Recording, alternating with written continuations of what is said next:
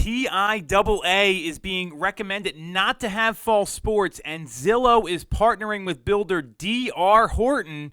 Sarah Tymon's here on Toole Time. We're going to break it all down.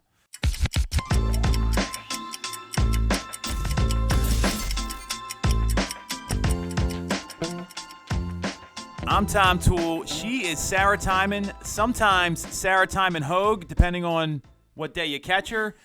Very funny inside joke here. So Sarah's pitching in for Jess. This is Toole Time. Thanks for coming on, number one. Thanks for stepping into the show here. So we're going to get right into what's going on. Breaking news literally today. Governor Tom Wolf came out and said PIAA, under his guidance, that's the Pennsylvania Athletic Association for High School Sports, he is recommending no sports until January 2021.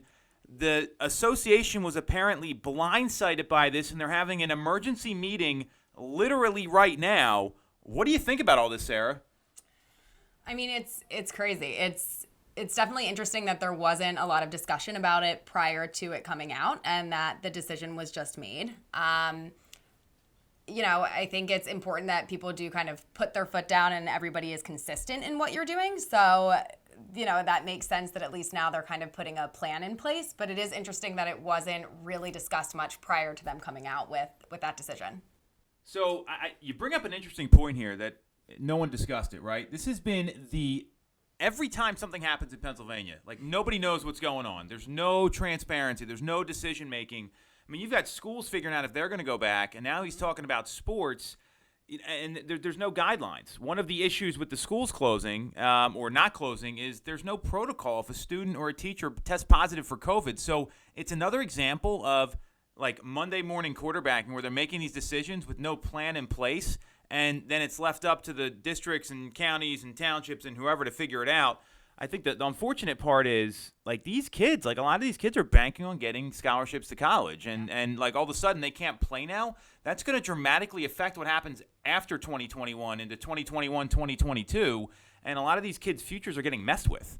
Oh, absolutely. And I mean, even if you were in a position where maybe you wouldn't quite be ready to be picked up by a college team yet, taking a full year off is going to affect how competitive you are. And there's a lot of factors that are going to go into it. Well, so you went to a big sports school, right? Clemson is an ACC school. I mean, monster football program. I went to Syracuse, which is not a good at football, but they have sports there too. And like, that's a big year for these athletes coming out, and a lot of them bank on that to get into better colleges so they can get a better education and end up having a good career. So that's the unfortunate thing about all this. There's no talk about safety protocols, and some sports like golf is in the fall. You can play golf. They're allowing golf in the state. So, football, probably a different story. Right. So, that's the frustrating thing here with this guidance, but then there's no decision, and now they're left scrambling, and this is when a lot of these sports start up. Right, yeah. So, like, seeing, like, the college sort of athlete and how that goes, I mean, what do you think is going to happen here? I mean, my guess is I think they're going to probably try to start, and then I think there might be some cancellations. Yeah, I mean, I think it would probably also have to depend on what a majority of the other schools do and the schools that they would be playing. If most people or most colleges decide to shut down their program and then your college was still going to continue to do it, but you didn't really have people to play, I mean, that would be difficult. It would be great if there was just a standard that was put in place and it wasn't a individual decision, and it was clear as to what was being done, and then also, like you said, having a plan in place if anybody tests positive, just having guidance for what happens next. Well, you look at this situation, and the fact that there was no protocol for if someone tested positive, it's kind of like what happened in baseball, right? So if you look at what happened in baseball, and I know you're somewhat of a sports fan. Jess has no idea when we talked to her on the show, but like the Miami Marlins went out for a night out in Atlanta, got like half the team tested positive. Their manager is like they're bringing players in. That's really irresponsible, and there was no protocol for, okay, you tested positive, now what? It was like a players' meeting, and that's, I mean, this is not something that's meant to be messed with. You look at the NBA or the NFL or these other places that are having sports. Now, granted, these guys are getting paid millions of dollars. They're bigger industries. There's not been one positive test in the NBA bubble, so that's awesome. But, I mean, there has to be like a protocol. They're getting tested 2-3 times a day. There was a guy on the Sixers. he missed his test and he can't play now. And I mean, he was a bench player anyway, so who cares? But the point is, like that's the kind of thing they need at all these places. Yeah. So interesting stuff. We'll see how this goes. I mean, this is a really developing story here. I know that Brian Taft from 6ABC, he came out and said it was just like they were totally blindsided by this. They had no communication. So he's a pretty good reporter. He's on 6ABC. He's one of the anchors there. So very interesting. Next topic. Sarah, I'm going to let you kind of take the lead on this one. So Zillow announced last week. So we're always talking about Zillow. They announced last week that they have a partnership with home builder D.R. Horton that is going to allow buyers of new construction homes to sell their current homes right through Zillow using Zillow offers. What do you think about all this? Yeah, so I mean, it's interesting for somebody that is purchasing new construction and just trying to line up all of the details with selling an existing home at the time that you would want to be closing and move into your new construction home. On top of it, having a global pandemic and other things that come into play here and can hold stuff up. I mean, new construction has a million obstacles, things that can come up when selling your home. You can't always foresee everything. So it's really great to be able to have the option of, okay, we're just going to sell it to Zillow. They give you, I think, an 8-month window that you can close within. It gives you a lot of flexibility to really line up leaving your old home and moving into your new construction home. But there's going to be a cost there for that convenience. So if you were, the most concerned with getting every possible dollar out of the sale of your existing home, it might not be the way to go if you are willing to take on that additional stress level to save a couple bucks. But if you're in a position to, not really care about the fee that Zillow is going to charge to do that, it's a great way to kind of avoid some of that stress. This is a really good assessment because there's, like, when you look at an agreement and a sale, there's price and there's terms, right? Mm-hmm. So the terms here for buyers and any of these iBuyers are going to be the same way. You don't have to deal with the hassle. You don't have people coming through your home. You're not having to prep it for the market. This stuff is not easy, right? I mean, we have clients that go through it all the time. It's a lot of work. You got to make it look like you don't live in the property. So for those reasons, that can be appealing. And not everyone's going to want to go with the Zillow offer because they're going to have to leave money on the table. I mean, Zillow, what they do is they have their, and this is any iBuyer, they have a buy box. Are they going to fit into it? Does it meet certain criteria? They look at like age, where the price point is, all that stuff, because Zillow's going to turn around and sell that home again. They're not going to hold on to it. They're not looking to keep this on their books. So there's going to be a criteria, number one, and they're going to be willing to buy it at a certain price, and then they're going to want to flip it and turn it for a profit, which is totally fine. Legitimate business model. I don't have an issue with this. It's for the people that don't want to deal with the hassle. Yeah. Now, if you want to get the maximum price for your home, this is probably not going to be for you. The most interesting part about this, and you hit a really great assessment of the option, because new construction, like, you don't know when the home's going to be done.